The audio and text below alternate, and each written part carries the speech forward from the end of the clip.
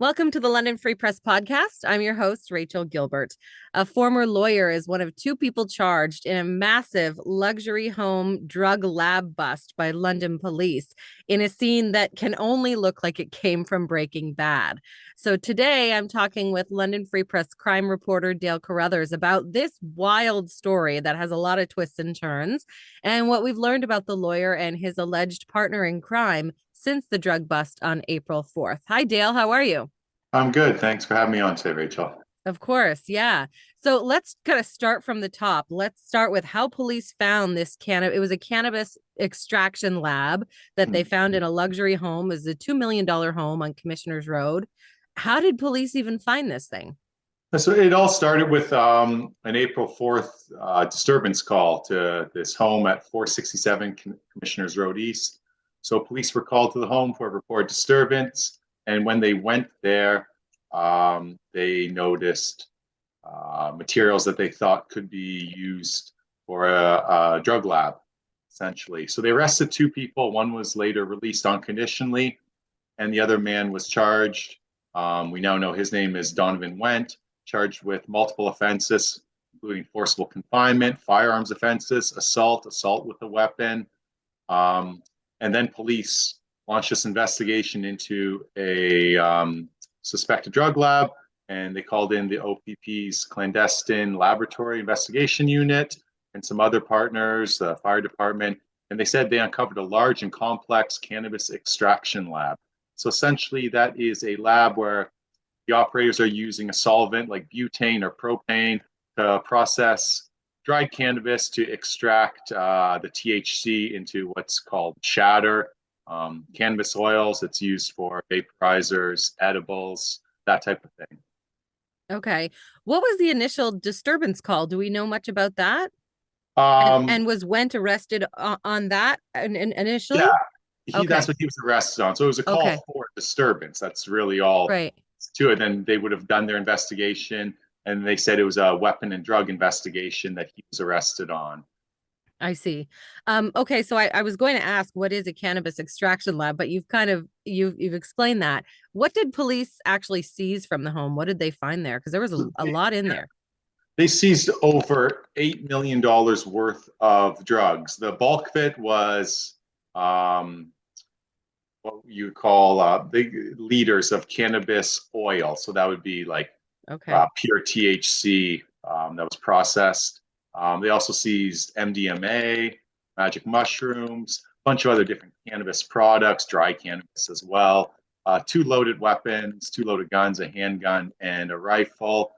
And they seized $500,000 worth of laboratory said. And then at 500,000. that point, they charged Went with additional cannabis-related offenses, and they issued an arrest warrant for a second man, Feleche Ferhi, for the same charges related to cannabis for the purpose of trafficking and altering cannabis. And he turned himself in hours after police announced they had an arrest warrant for him. Okay, we're gonna talk more about him specifically for sure. I just want to know a little bit more about cannabis extraction labs. Are they very lucrative? Even though, like on the black market, even though now cannabis is legal, you can get a lot of that stuff legally. Why would I mean this must be a very lucrative business then? Yeah, these extraction labs are essentially exploiting a hole in the legal market. They're producing things like edibles and vaporizers in this cannabis extract because the legal market, these products are available, but they're significantly more expensive and they have restrictions on their potencies. For example, if you were to go buy an edible at one of the dozens of cannabis retail stores here in London, the most the highest content of THC they can have is 10 milligrams in an entire package. Whereas if you go to the black market, you get a 200 milligram gummy, right? Wow. And at significantly less cost too. So Sure. people often go to the black market for products like edibles, for vaporizers, and for concentrates. And so those edibles, vapors, and concentrates are supplied by black market growers. Like that's what this cannabis extraction lab would be supplying. They're supplying the black market. They're not Mm-hmm. sending it to these legal retail stores because they're not an approved grower. They're not licensed by Health Canada. Right. So the amount of money involved in these is very high. Like the police said, when they valued the drug seized at over $8 million, that's street level pricing. So, right. So there was $8 million that could have been made from this product. So a lot of money. It's really lucrative. We've seen cannabis extraction labs in London before. We usually find out about them after they explode. That's usually how they're discovered, because they're using solvents like butane and propane to make their products, and they're often operated by people who aren't trained well, and Right. explosions are all too common with these extraction labs. This is the largest scale one that we've had in London, and the strange thing is that it was operating out of this large and expensive home. The home sold for a little over $2 million 2 years ago. It was on a 1.2 acre property, had a massive garage, had a shed. It's like 4,000 square feet of living space in it. Wow. So it was really an unusual location for a drug lab to be located. That's for sure. A luxury area for sure. If you've driven along Commissioner's Road in that area, you know. What were the neighbors saying? Who owned the house, and did the neighbors know anything about them? The neighbors were never clear on who owned the house. That was one thing they told me. The home was bought by an Ontario numbered company that was registered in Toronto. So it's not like an individual bought the house. Neighbors said a man who moved in there introduced himself as a lawyer, but they didn't know his name. Other neighbors said they weren't sure who lived there. Multiple people could be seen coming and going, younger people often. Some neighbors believed that they were breeding dogs on the property. There was constant dogs barking. People spotted lots of dogs. That I saw multiple dog houses on in two different side yards there.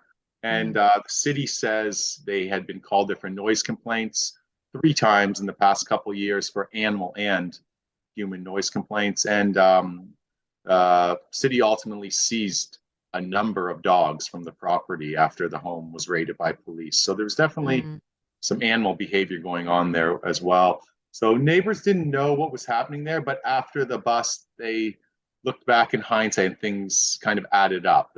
Sure. They said the policeman called there before. Just it was strange behavior, not what you'd expect on this stretch of Commissioner's Road, which is on the outskirts of Old South. And these are old stately homes on large parcels of land, some of them over 1 acre like this. So it's not where you'd expect this kind of activity to be found, that's for sure. Yeah. So we don't know who owned it, but we do know from the arrest records that who was living there at the time. Is that right? And correct. These were the people who were arrested. Yes, both Donovan Went and Felice Fairhey lived at the home according to their court documents. Their home address was listed as 467 Commissioners Road East. Whether or not they lived there and slept there every day, that's unclear. But that was their legal address. Right. And so it was Ferry that is a lawyer, and he was actually licensed to practice law both in Canada and the US. And initially, and you mentioned this in your story, the two were linked because Ferry was hired as Went's lawyer for another previous offense. Is that right? Yes, that is correct. It was Went had been charged with cocaine possession for the purpose of trafficking in 2021. And in the court documents, there was a document that showed he retained Felice Fairhey to represent him, and he ended up getting an 18-month conditional sentence, which included house arrest and probation. He avoided jail in that case. And so that's how we first connected the two men, and then their charges connected them because they lived at the same home according to the court record. So there's two connections there. Lawyer, client, and roommates, apparently. Yeah, and now they're both charged in this drug lab possession. Is Fairhey is still licensed to practice law here? Right now, his license has been suspended here in Ontario for administrative reasons, according to the regulatory body. We don't really know any other details about that. And in 2013, it was suspended in California and remains inactive for failing to pay fees to the regulator. So he's not licensed to practice law at this point right now. And he's also listed as the director for the Canadian Cannabis Retailers Union. Is that right? Yes, he's listed as the director for the Canadian Cannabis Retailers Union. And the And organization essentially, is that for the legal, like those are for the legal pot shops? yeah, it was created to unionize staffers at these legal cannabis retail stores. That was its initial goal, though it seemed to shift its focus to educating and training these cannabis retail workers. And I don't know that whether it exists or not, say it's unclear. And he was listed as a director. Um, but the union put out press releases with a different man listed as a director. I gave him a call. He hung up on me, didn't really want to talk. Mm. Um, and documents identified a address in North London as Ferry's home office address. And I went there over the weekend, and it was in a residential neighborhood. Neighbors said they'd seen him. He moved in there about 2 years ago. It was a rental home in a new subdivision, but he hadn't been seen in several months. Again, neighbors there said there were issues, people coming and going from the home, other suspicious behavior, vicious dogs. Again, one neighbor says one of the dogs attacked a child in the neighborhood. Another neighbor said they wanted to move out of the neighborhood because of Ferry and his presence. Wow. So they were pretty surprised to hear about the allegations against him. But again, they said something was always off about the house he lived in. Right. Seems he keeps to himself with neighbors. He doesn't let a lot of people in on his comings and goings. That was the case with both properties, from what I understand, based on the interviews I did with neighbors. Right. So I just wanted to say also, because just talking about the lab and what was seized and the cleanup. The cleanup took days and days, and they had lots of different organizations in to help with that, right? Yeah, it was a massive effort. It took police were on the scene for over a week. At the peak, there was over 25 different vehicles from various emergency responders on the scene. Police also used contractors from an environmental services company. They were in hazmat suits, bagging up what appeared to be laboratory equipment, beakers, flasks, giant vats. I watched them bag up evidence in the driveway, dozens of these what appeared to be laboratory equipment pieces, and they're organizing them in the driveway. And I've never seen contractors involved in a drug investigation like that. So that just kind of shows the scale and size of it, right? I don't Right. know the reason why they would use contractors, but my assumption would be because it's taking so much work and so much man hours. Sure. So yeah, they're there for over a week. They have cleared the scene now. I drove by and saw two women loading up two vehicles with just household items one day, and I went and tried to talk to them. They didn't want to speak. So police have clearly released the scene now. You mentioned that we typically don't hear about these extraction labs until they explode. You know, Yeah, they're pretty well hidden. This one is the largest you mentioned that we've ever had. yeah. Did police indicate at all, like, what would have happened if this had exploded? Would neighbors have been affected by that? Yeah, well, after the lab was discovered, police said there was no immediate risk to public safety. So they clearly concluded that there was no risk of any sort of explosion or Okay. fumes or anything like that. That may indicate that it was professionally run. It was not like this a haphazard lab. I'm not sure exactly, but they never They knew what they were evacuated the doing. houses. But that's what it sounds like to me. And the neighbors I spoke with, no one smelled cannabis or chemicals or anything like that, which was kind of unique too.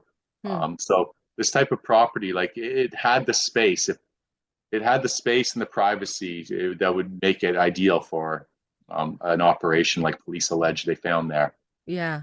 So where are things now with the two men arrested, and where do things stand with them? So Donovan went, he faces significantly more charges.